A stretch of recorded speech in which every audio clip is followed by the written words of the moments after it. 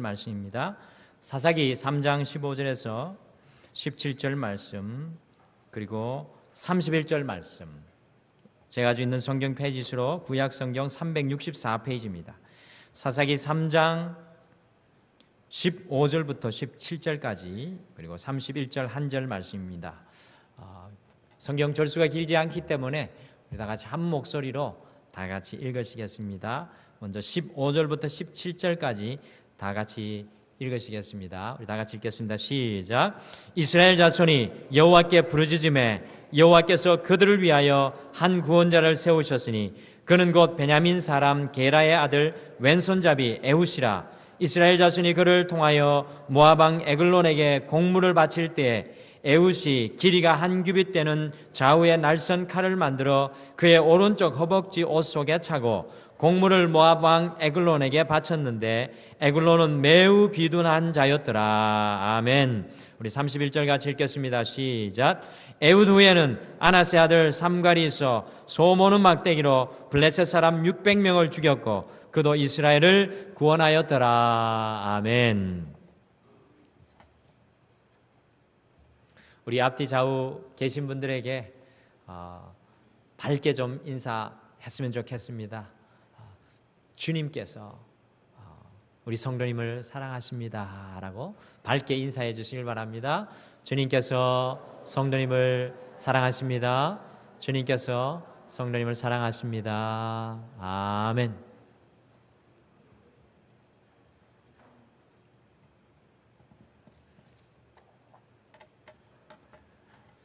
외국에서 제가 말씀드렸을 때 이와 같이 성도 간의 인사와 교제 없이는 예배가 시작되지 않습니다. 그래서 저는 이 시간이 참 귀중한 것 같습니다.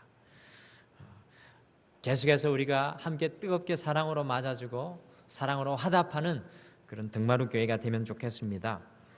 남미의 파라과이의 어떤 동네에 매일 1,500통의 쓰레기가 쌓이는 쓰레기 매립지가 있습니다.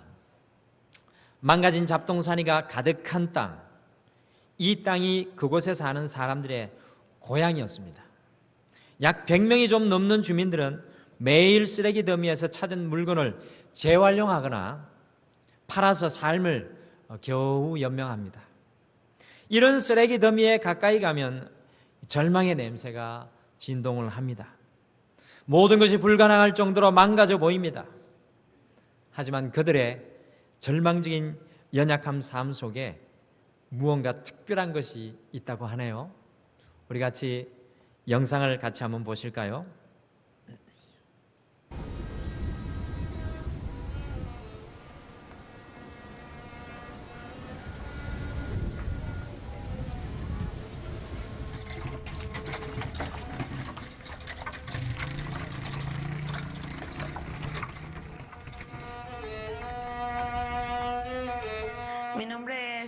제 이름은 마리아입니다. 저는 15살이고 바이올린을 연주합니다. 제 이름은 주안 게랄도 아얄라입니다. 저는 18살이며 플룻을 연주합니다. 제 이름은 주안 마누엘 차베즈입니다. 19살이고 첼로를 연주합니다. 이 첼로는 기름캔과 쓰레기장에 버려진 나무로 만들어졌습니다. 바이올린의 줄감개는 소고기를 부드럽게 하는 데 사용되는 도구로 만들어졌습니다. 이것은 이런 소리를 냅니다.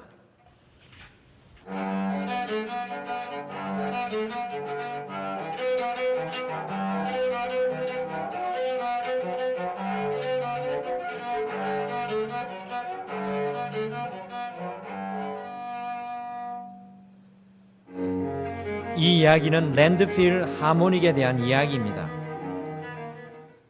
파비오가 바이올린을 하나 가지고 와서 이와 같은 것을 만들어 달라고 했을 때 저는 알루미늄 캔을 보고 계산을 하고 거기에다가 바이올린의 목과 줄을 달았습니다. 우리가 알루미늄 캔으로 만들어진 바이올린을 보고 미친 것처럼 웃었습니다. 우리에게는 그저 농담같이 보였습니다. 그런데 전문가들이 그것을 연주해 보았을 때 그것이 연주된다는 것을 깨달았습니다. 아이들이 쓰레기 더미에서 재활용된 악기를 가지고 그들의 첫 번째 악기 레슨을 받을 수가 있게 되었습니다. 저는 제가 이와 같은 악기를 만들 수 있게 되리라고는 절대로 생각하지 못했습니다. 저는 재활용품으로 만들어진 바이올린을 가지고 아이들이 연주하는 것을 볼 때 정말로 행복합니다.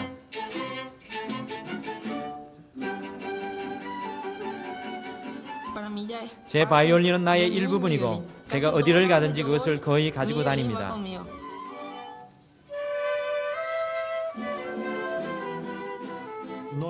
이와 같은 혹독한 삶에 놓여있는 아이들을 위해서 우리가 할 수 있는 일은 매우 적습니다.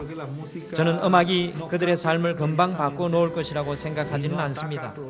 이것이 아이들의 교육을 돕는 것이라고 생각합니다.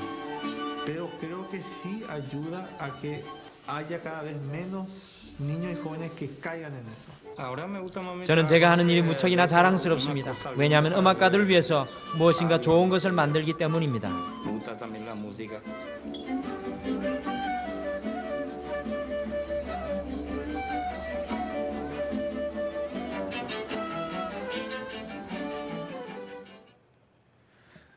놀랍지 않습니까? 남미의 쓰레기 매립장에 약 100명이 사는 도시에서 어느 날 아이가 들고 온 깡통 조가리를 가지고 그곳에 넝마주의 아저씨가 바이올린을 만들어주고 그 바이올린을 가지고 레슨을 받고 꿈을 키워서 저 랜드필 하모닉 오케스트라가 전 세계를 다니면서 연주를 합니다. 그리고 많은 사람에게, 삶의 절망에 있는 사람에게 희망을 주고 연약함과 아픔 가운데 있는 사람들에게 소망이 된다는 것입니다. 정말 멋있는 것 같습니다. 저는 이것을 보면서 연약함이 오히려 강함이 될 수 있다는 진리를 저는 깨달았습니다. 교회의 역사를 보게 되면 예수님을 믿음으로 고백하기 이전에 비록 큰 재능과 재력과 영향력을 갖추었던 사람들임에도 불구하고 예수님을 믿은 후에 그들의 신앙의 삶 속에서 별다른 영향력을 내지 못하고 초라하게 생을 마감한 사람들이 있었습니다. 그러므로 세상적으로 볼 때에 좋은 여건을 가진 사람들이 예수님을 믿으면 하나님의 일을 잘할 수 있다는 보장은 절대로 없습니다. 그리스도인의 삶에는 내가 어떤 능력을 가지고 있느냐보다 그리스도인의 삶에는 내가 어떤 능력을 가지고 있느냐보다 내가 하나님께 붙들린 사람인가 아닌가가 중요하고요. 하나님께 우리가 어떻게 쓰임을 받는자가 중요하다는 것입니다. 우리가 가진 달란트는 바로 그 다음입니다. 우리는 이것의 순서를 때로 착각할 때가 있습니다. 달란트가 먼저고 하나님 앞에 붙들리는 것이 나중이라고 생각하는데 그렇지 않습니다. 마치 파라과이의 쓰레기 매립지의 사람들처럼 오히려 세상의 기준과 판단을 볼 때 굉장히 연약하고 약점이 많은 사람이, 누가 봐도 아주 평범한 사람에 불과한 사람이, 아무 것에도 두드러지지 않는 사람이 예수님을 믿고서 하나님께 놀랍게 쓰임받는 경우들이 의외로 많이 있습니다. 그럴 때 우리는 더더욱 그분들의 삶을 통해서 하나님의 능력의 손길을 느끼게 되고 깨닫게 되는 것입니다. 저는 우리 동마루교회 많은 연약한 분들이 이곳으로 찾아오기를 소원합니다. 그리고 그 연약한 분들이 주님을 만남으로 인해서 그들의 삶이 주님의 능력과 강함을 체험하는 귀한 우리 동마루교회 되기를 간절히 소원합니다. 오늘 저희가 함께 나눌 말씀이 바로 회복, 약함이 강함이 되는 은혜를 경험하라입니다. 이번 한 주 우리에게 주는 말씀이 회복, 약함이 강함이 되는 은혜를 경험하라입니다. 내어놓을 것이 아무것도 없는 사람, 약점을 가지고 있었던 사람들을 하나님께서 사사로, 구원자로 사용하시는 내용이 사사기 3장 12절에서 31절의 말씀입니다. 성도 여러분, 과연 하나님의 능력의 손에 붙들리니 어떤 약함이 강함이 되는 은혜를 경험하게 되었겠습니까? 오늘 우리는 이 말씀을 깊게 좀 살펴보기를 소원합니다. 이 말씀이 우리에게 힘이 되기를 소원합니다. 이 말씀이 우리의 삶의 나침판이 되기를 소원합니다. 과연 하나님의 능력의 손에 붙들리니 어떤 약함이 강함이 되는 은혜를 경험하게 되었을까요? 오늘 이 말씀을 통해서 편견 없이 모든 사람들을 하나님께서 어떻게 사용하시는지 함께 보시면서 나이의 벽을 뛰어넘고 육신의 연약함을 뛰어넘고 우리의 개인적인 삶의 환경을 넘어서서 우리 역시도 주님의 사역에 나는 약하지만 강하게 쓰임받는 은혜에 도전하는 이번 한 주 되기를 간절히 축원합니다. 첫 번째로 오른손의 약함을 극복한 에웃의 이야기를 함께 살펴보기를 소원합니다. 오른손의 약함을 극복한 에웃의 이야기를 우리 성도님들과 함께 살펴보시겠습니다. 사사 에웃의 이야기는 사사기 3장 12절에서부터 30절 말씀에 나옵니다. 에웃이 이스라엘 백성들의 구원자 사사로 세워지게 된 배경은 바로 다음과 같습니다. 이스라엘 백성들이 하나님의 용사요 하나님의 사사였던 온니엘 사사 아래에서 40년간 태평세월을 보낸 후에 또다시 하나님을 잊어버리고 하나님을 망각하는 실수를 범하고 말았습니다. 그래서 이번에 하나님께서는 모압 족속을 들어서 이스라엘 백성을 치게 하셨습니다. 그래서 사사기 3장 14절에 보시면 이스라엘 백성들은 모압 왕 에골론에게 18년 동안 아주 극심한 압제를 당하였습니다.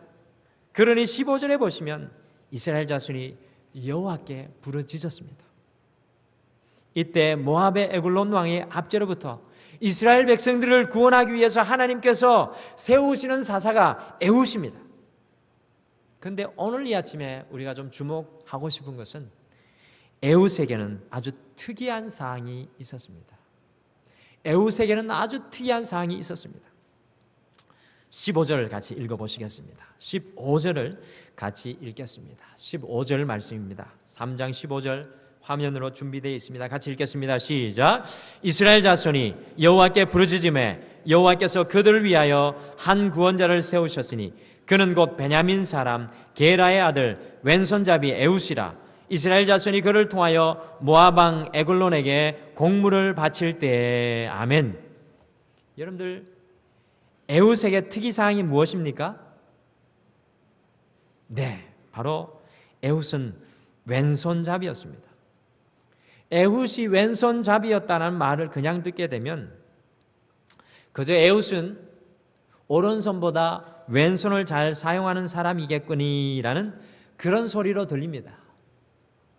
그런데 한글 성경에 가끔 함정과 같은 번역이 잘못된 곳이 있습니다. 바로 오늘 15절이 바로 이 번역에 문제가 있는 곳입니다.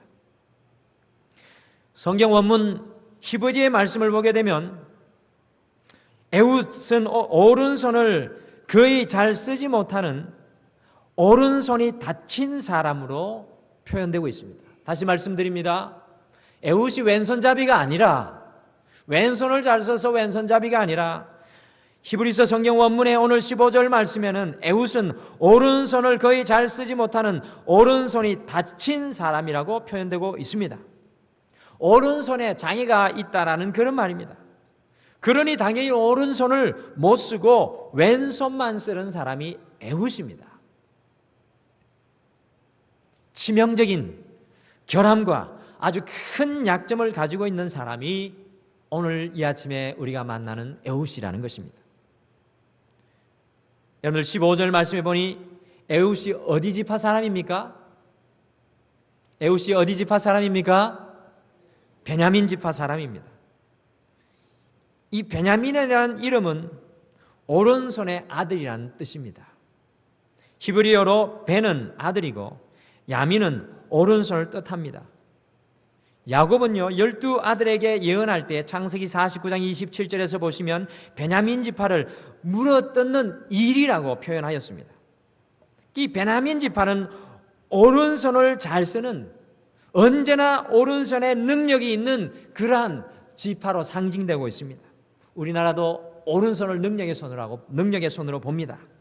물어뜯는 이리와 같았던 베냐민 지파에는 아주 날렵하게 오른손을 잘 쓰는 무사들이 많이 있었다라는 그런 말씀입니다. 자, 그러나 공교롭게도 이 유명한 무사 이 베냐민 지파 속에서 우리 하나님께서 쓰셨던 사람은 바로 오른손에 장애가 있어서 오른손이 다쳐서 왼손잡이 왼손을 쓸 수밖에 없는 왼손잡이 에훗이었습니다. 때때로 사람들의 장점이 반드시 본인에게 축복이 아닐 수도 있는 때가 옵니다. 장점 때문에 망하는 사람들도 있습니다. 예컨대 어떤 사람이 뛰어난 지식을 가지고 있다고 생각해 보시죠. 그 지식 때문에 이 사람의 눈에는 하나님이 보이지 않습니다. 사람들 앞에 교만한 모습으로 났습니다. 이 사람은 지식 때문에 망할 수도 있습니다. 어떤 사람이 많은 재물을 소유하고 있다고 생각해 보십시오.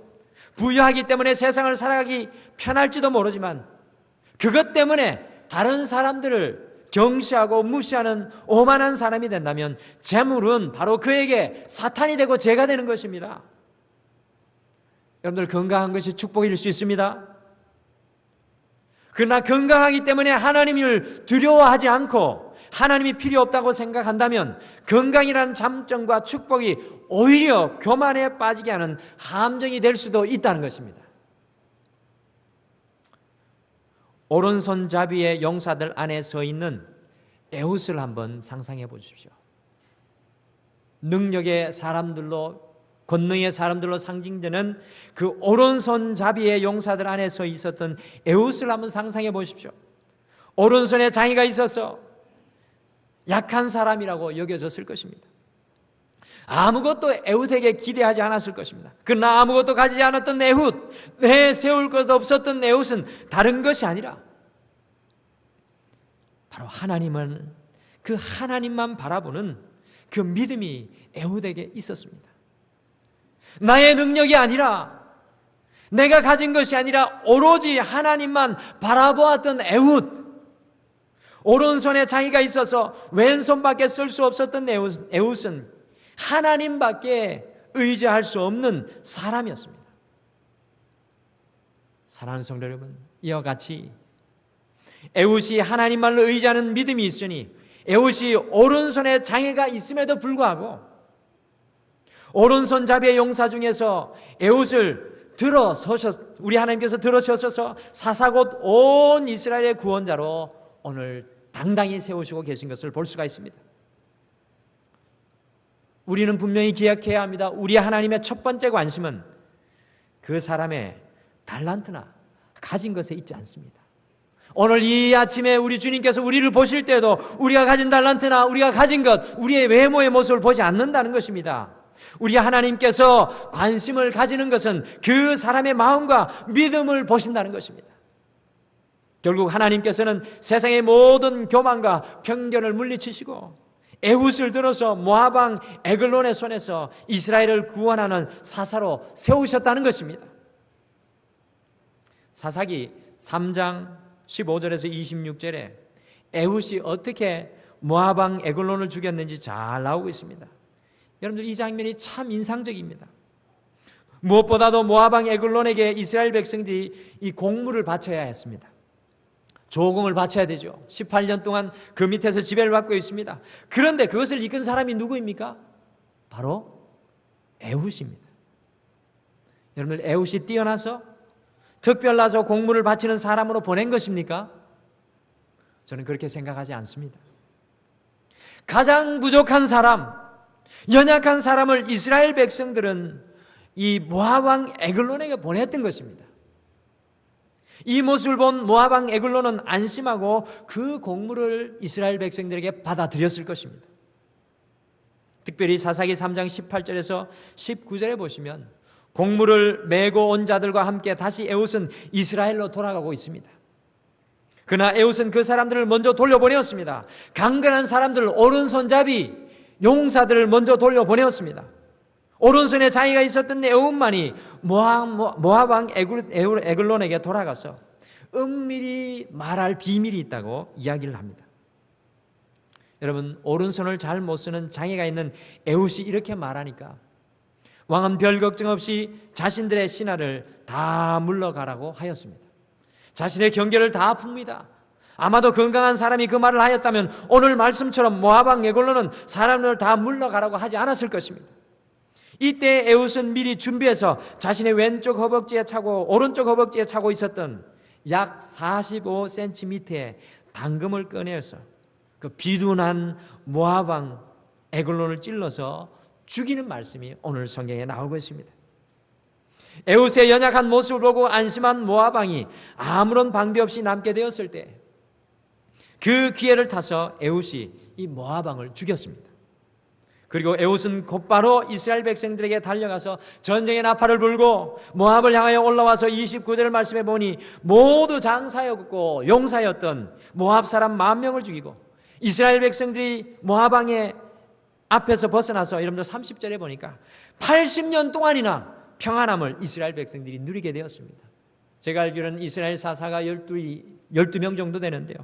이와 같은 태평성대 가장 거의 긴 이 평안함을 누리게 했던 사사가 오른손을 쓸 수 없는 왼손잡이, 이 오른손에 장애가 있고 아픔이 있었던 에훗의 시대라는 것입니다. 여러분들, 그런데 시간이 지난 뒤 사사기 20장 15절과 16절로 가보면은 에훗이 이와 같이 오른손에 장애가 있어서 왼손으로 모압 왕 에글론을 죽이고 이스라엘의 사사로 당당히 세워지니까요, 오른손에 장애가 있어서 오른손잡이 이 용사로 널리 알려졌던 이 베냐민 지파에 재미난 일이 일어납니다. 보십시오. 오른손이 장애가 있어서 왼손잡이로 살았던 에훗을 쫓아서 베냐민 지파 속에 재밌는 일이 일어납니다. 사사기 20장 15절에서 16절 같이 읽어보시겠습니다. 시작. 그때 그 성읍으로부터 나온 베냐민 자손의 수는 칼을 빼는 자가 모두 26,000명이요 그 외에 기브아 주민 중 택한 자가 700명인데 이 모든 백성 중에서 택한 700명은 다 왼손잡이라 물매로 돌을 던지면 조금도 틀림이 없는 자들이더라. 아멘. 여러분들, 베냐민 자손 중에서 칼을 빼고 전쟁할 수 있는 사람들이 모두 다 26,000명이었습니다. 그 중에 정예 용사가 700명이라고 나오는데, 여러분들 그 사람들이 모두 다 무슨 잡이라고요? 오른손잡이? 왼손잡이. 여러분들이 재밌지 않습니까? 성경을 이렇게 읽으면 너무너무 재밌는 거예요, 성경이. 오른손잡이 용사로만 알려졌던 이 베냐민 지파 속에 다른 것을 의지하지 않고 하나님을 바라보았던 에훗 사사의 믿음을 따라서 왼손잡이 정예 용사가 700명이 세워지게 되었다는 것입니다. 약함이 강함으로 드러나는 역사, 놀랍지 않습니까? 여러분, 하나님의 역사는 바로 이와 같은 것입니다. 사람의 강함이 아니라 우리의 약함 속에 역사하실 때 그것이 놀라운 영향력을 미치게 된다는 것입니다. 하나님은 정말 오늘 말씀 속에서 약한 것을 들어서 강한 것들을 이기게 만드십니다. 고린도후서 12장 9절에서 사도 바울도 내 능력이 약한 데서 온전하여짐이라고 고백합니다. 오른손을 못 쓰던 에훗, 그는 자신의 단점과 약점, 그의 연약함 때문에 하나님만을 의지하였을 때 주님께서는 이 에훗의 오른손이 되어 주셨습니다. 여기에 에훗 사사의 신앙의 비결이 숨겨져 있었습니다. 에훗 사사의 연약한 오른손이 바로 하나님을 의뢰하는 요인이 되었다는 것입니다. 에훗이 자신의 연약한 오른손을 하나님께 의탁할 때 하나님은 에훗의 오른손이 되어주셨던 것입니다. 우리는 우리의 약점을 가지고 있다고 실망하거나 절망할 필요가 없습니다. 혹시 이 자리에 인생의 연약한 문제와 어려움을 겪고 계신 분들이 계십니까? 바로 이 순간이 우리의 신앙의 기회인 줄 믿으시길 바랍니다. 우리의 약함을 통해서 하나님이 강함이 드러날 수 있는 기회인 줄 믿으시길 바랍니다. 여러분, 우리의 강함 위에 하나님의 강함이 드러나면 무엇합니까? 우리의 약함 위에 하나님의 강함이 드러나야 그것이 진정한 능력이고 그것이 진정한 은혜인 줄 믿으시길 바랍니다. 우리의 약함을 언제든지 발견할 때 그것을 하나님께 내려놓기를 바랍니다. 에훗이 자신의 오른손의 약함을 주님께 내려놓았을 때 우리 하나님께서는 에훗의 오른손이 되어 주셨던 것처럼 우리도 우리의 약함을 주께 내려놓을 때 우리 하나님은 우리 인생의 오른손이 되어 주실 줄 믿습니다. 사랑하는 성도 여러분, 우리 성도님들의 연약함과 약점은 무엇입니까? 여러분들을 약하게 하는 것이 무엇입니까? 에훗처럼 신체적 약점을 가지고 있을 수도 있습니다. 그것이 질병일 수도 있습니다. 정신적으로 고통받는 어려움일 수도 있습니다. 혹은 환경적으로 불리한 여건에 처해 있을 수도 있습니다. 그 연약함과 약점 때문에 좌절하지 않고 시련에 빠지지 않는다면, 오늘 이 연약함과 약점 때문에 하나님을 의지한다면 하나님께서는 반드시 우리를 사용하실 줄 믿습니다. 여러분들, 그리스도인들에게 이와 같은 믿음이 있어야 합니다. 이것이 바로 에웃의 사건입니다. 사사 에웃은 자신의 연약함을 내어놓고 주님께 맡기고 주님을 바라보았을 때 그 약함이 강함이 되어서 우리 하나님께서 에웃과 함께하여 주셨습니다. 여러분들, 이번 한 주 어떻게 살아가고 싶습니까? 여러분의 강함을 드러내고 싶습니까? 아니죠. 우리의 약함을 주님 앞에 드러내는 여러분과 제가 되기를 소원합니다. 에웃처럼 소원하기를 소원합니다. 주님, 저의 오른손은 막혔지만, 저의 인생의 연약함들이 저를 이와 같이 막고 있지만, 나의 인생의 약함 가운데 주님의 강함이 임할 줄 믿습니다. 이와 같은 믿음이 우리에게 흘러 넘쳐나야 될 줄 믿습니다. 그렇게 할 때 하나님의 역사가 에웃에게 일어난 것처럼 우리에게도 이번 한 주 충만하게 일어날 줄 믿습니다. 두 번째, 삼갈의 소모는 연약한 막대기가 강한 무기가 되었던 이야기를 한번 살펴보시겠습니다. 삼갈의 소모는 연약한 막대기가 강한 무기가 되었던 이야기를 살펴보시겠습니다. 여러분들, 이 이야기는 31절 단 한 절에 아주 짧게 나오고 있습니다. 같이 3장 31절 읽어보시겠습니다. 같이 읽겠습니다. 시작. 에웃 후에는 아나세 아들 삼갈이 있어 소모는 막대기로 블레셋 사람 600명을 죽였고 그도 이스라엘을 구원하였더라. 아멘. 여러분들, 말씀을 자세히 보시면 아나세 아들 삼갈이 블레셋 사람, 곧 이스라엘 백성을 괴롭히는 블레셋 사람 600명을 죽였습니다. 성경을 보실 때 자세히 보셔야 합니다. 그런데 무엇으로 죽였습니까? 소모는 막대기로 블레셋을 죽였습니다. 여러분들, 왜 소모는 막대기로 죽였겠습니까? 성경을 읽을 때 늘 생각하셔야 돼요. 왜 소모는 막대기로 죽였겠습니까? 삼갈은 타고난 용사가 아니라는 것입니다. 삼갈은 소를 몰고 농사를 짓는 지극히 평범한 농사꾼이었다는 것입니다. 옆에 허리춤에 찰 칼이 하나 없는 농사꾼이라는 겁니다. 그러나 삼갈이 하나님만을 의지하여 바라볼 때 지극히 평범한 소모는 막대기로 블레셋 군사 600명을 상대합니다. 여러분들, 상상할 수 있겠습니까? 저는 상상이 안 됩니다. 소모는 막대기로 600명을 때려 그걸로 저희 딸을 매로 쳐도 한 몇 대만 치면 부러질 것 같은데, 소모는 막대기로 600명을 상대하는 것, 전 상상이 안 갑니다. 하나님께서 함께 하지 않고서는 이런 일이 일어날 수가 없는 것입니다. 여러분들, 이 단 한 절이지만 하나님의 역사가 이 31절에 그대로 녹아 있습니다. 31절에 나오는 사사 삼갈은 지극히 평범한 농부였습니다. 그러나 그가 하나님만을 바라보고 자신의 평범함을 주님의 손에 내려놓으니 자신이 날마다 쓰던 소모는 막대기가 하나님의 손에 들려집니다. 이것이 바로 능력입니다. 삼갈에게 아주 특별한 재주나 뛰어난 재능이 있어서 하나님께 쓰임받은 것이 아니었습니다. 다윗과 같이 용사와 같은 기질이 있었던 사람이 삼갈이 아니었습니다. 여러분들, 오늘 성경은 삼갈에 대해서 침묵합니다. 왜 침묵할까요? 기록할 게 없다는 이야기입니다. 설명할 필요가 없다는 이야기입니다. 그저 삼갈이 소모는 막대기를 들고 있는 사람으로만 오늘 31절에 기록되고 있습니다. 평범한 농부, 그냥 촌부에 지나지 않다는 것입니다. 그러나 그 평범한 농부가 소모는 막대기를 주님께 내려놓고 주님을 바라보니 평범하면서, 아니 약하면서 오히려 강함의 역사가 일어났습니다. 사랑하는 성도 여러분, 삼갈의 손에 들려 있었던 소모는 막대기를 사용하여 이스라엘을 구원하는 하나님께서는 오늘도 이번 한 주도 우리의 평범함을 사용하시기를 원하십니다.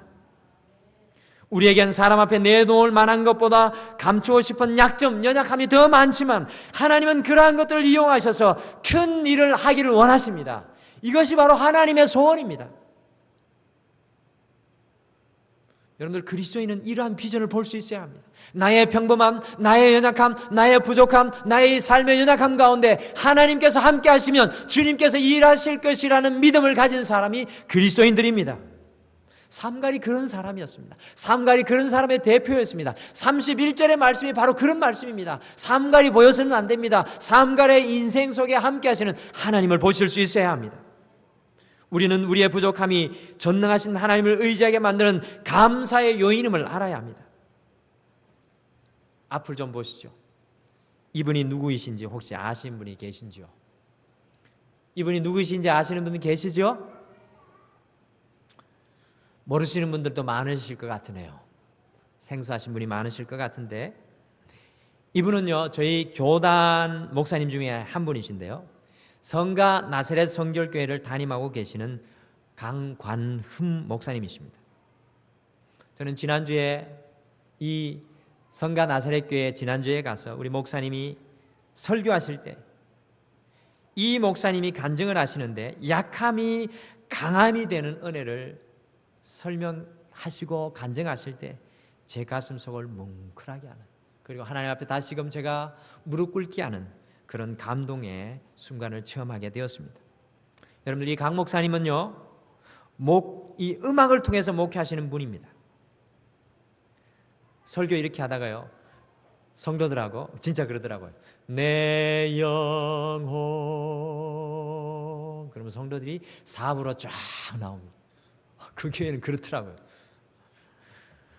아주 독특한 하나님 그 음악을 통해서 하나님 앞에 드립니다. 교회에 가보면 벽마다 첼로가 걸려있고 콘트라베이스가 있고 바이올린이 천장 지붕 위에 있고 아코디언이 있고 뭐 이렇게 다 이 교회 건물은 되게 낡았어요. 제가 볼 때는 제 나이보다 더 나이가 든 선풍기도 돌아가고 있더라고요. 그런데 그곳에 다 악기가 있는데, 여러분들 이 강관훈 목사님께서 악기 몇 개를 다룰 줄 아시는지 아십니까? 이거 아시는 분들은 제가 커피 한 잔을 사드릴 수도 있는 것 같은데, 커피 말고 밥을 사드리겠습니다. 아시는 분 계십니까? 이럴 때는 찍기라도 하셔야죠. 이렇게 센스가 없으세요. 몇 개쯤 될까요? TV를 안 보셨는데 이분이 TV도 나왔습니다. 아침마당인지 나왔는데요, 이분이 다룰 수 있는 악기가 약 12가지 종류라고 합니다. 12가지.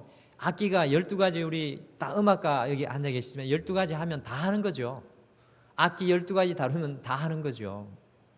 그래서 그날도 피아노 치다가 바이올린 치다가 콘트라 베이스 치다가 정신이 없습니다. 어쨌든 여기서 저기까지. 그런데 이분이 이 모든 악기를 다 다룰 수 있는 천부적인 소질이 있는데, 제가 우리 성도님들께 제가 이 말씀 여기까지 드리고 싶은 게 아니라 이분이 가지고 있는 손을 좀 보여드리고 싶어서 오늘 말씀을 드립니다. 이분의 손을 잘 보십시오. 여러분들 이분의 손을 보실 때 저 손을 가지고 악기를 다룰 수 있다고 생각하십니까? 제가 설명을 드릴게요. 오른손은 저분이 저렇게 기괴하게 포즈를 취하고 있는 것이 아니라 저렇게 원래 구부러져 있으세요. 오른손이. 자, 왼손을 보십시오. 엄지손가락만 떨어져 있고 4개는 붙어 있습니다. 근데 저분은 죽어도 당신은 손가락이 7개라고 이야기하십니다. 제가 볼 때는 7개가 아니에요. 6개밖에 없잖아요. 어떤 일이 일어났습니까? 이분에게 어릴 적에 큰 화상을 당하여서 이 생명의 위협까지 받게 되는 화상을 입고요. 보시다시피 오른손가락은 다 휘어져 버렸고 왼손가락들은 다 붙어버렸습니다. 이분이 원래 어릴 적부터 하나님을 잘 믿던 분인데요, 이분이 이런 일이 있고 나서 날마다 하나님을 원망하며 괴롭고 고통스러운 인생을 살았다고 말씀하시더라고요. 아무도 만나고 싶지 않고 죽고 싶고 나는 하나님을 열심히 믿는다고 믿었는데 왜 나에게 이런 고통이 있는지 한탄하셨다고 그런 고백을 하시더라고요.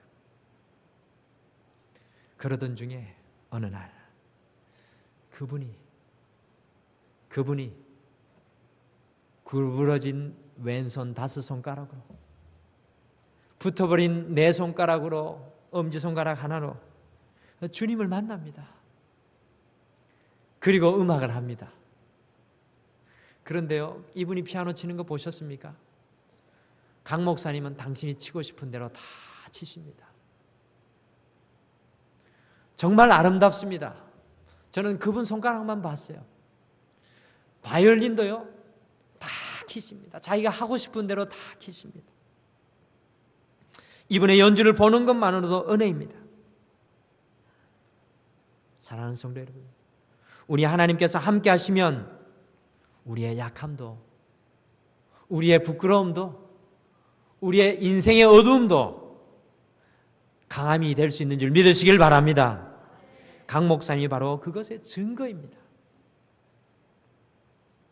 여러분들, 우리의 인생 가운데 우리의 약함 속에 하나님이 역사하시는 것 한 번쯤은 경험해야 되지 않겠습니까? 저는 그러한 주간이 이번 한 주가 되시기를 간절히 축원합니다. 우리 하나님은 사람의 재능과 능력을 보고 역사하시는 것이 아니라 약한 중에 그 약한 것을 주님께 드리고 주님만 바라볼 때 그것을 통해서 역사하여 주십니다. 오른손의 약함을 에웃이 주님께 내려놓았을 때 하나님께서는 에웃의 오른손이 되어 주셨습니다. 여러분들, 에웃이 뭐가 부러울 게 있었겠습니까? 그리고 평범한 소모는 막대기를 주님의 손에 내려놓았을 때 소모는 막대기가 무시무시한 전쟁의 무기가 되었습니다. 하나님을 바라보며 우리의 연약함을 주님께 내려놓을 때 우리의 연약함이 강함으로 변화되는 놀라운 역사를 우리는 경험하게 될 줄 믿습니다. 저는 우리 성도님들에게 이것을 도전합니다. 이번 한 주 우리의 모든 연약함, 우리의 인생의 모든 어려움, 걱정과 염려를 주님께 내려놓고 우리 약함이 강함으로 회복되는 하나님의 은혜를 누리시는 그러한 한 주가 되기를 간절히 축원합니다. 우리 다 같이 기도하겠습니다. 하나님 아버지, 참으로 감사합니다. 오늘도 우리 능력의 주님 앞에 엎드립니다. 그런데도 불평하며 불안해하며 걱정해하는 우리의 연약한 모습은 참으로 부끄러운 모습입니다. 여호와 하나님, 오늘 에웃이 삼갈이 그들의 연약한 모습을 주님 앞에 내려놓고 그들의 연약함 가운데 하나님의 강함을 누렸던 것처럼 우리 사랑하는 성도님들, 이번 돌아오는 한 주에도 그들의 약함을 주님 앞에 내려놓고 주님의 강함을 누리며 살아가는 우리 성도님들 되게 인도하여 주시옵소서. 우리 모든 성도님들이 나의 이 약함 중에 주님께서 역사하여 주셨습니다. 주님을 찬양합니다. 간증합니다. 주님을 높입니다. 주님은 살아계십니다라고 고백할 수 있는 우리 등마루교회가 되게 인도하여 주시옵소서. 우리 성도님의 삶의 구석구석마다 주님께서 함께하여 주실 줄 믿고 예수님의 이름으로 기도드립니다. 아멘.